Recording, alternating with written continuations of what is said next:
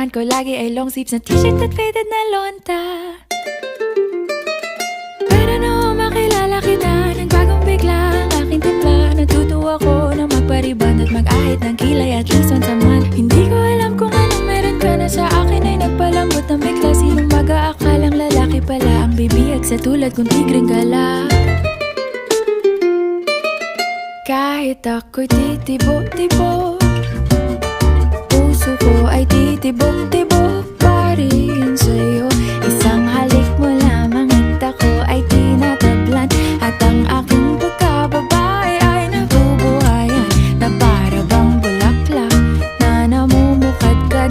Dahil alaga mo sa dilig at katamtamang sikat ng araw-araw mong pag-ibig sa aking buhay.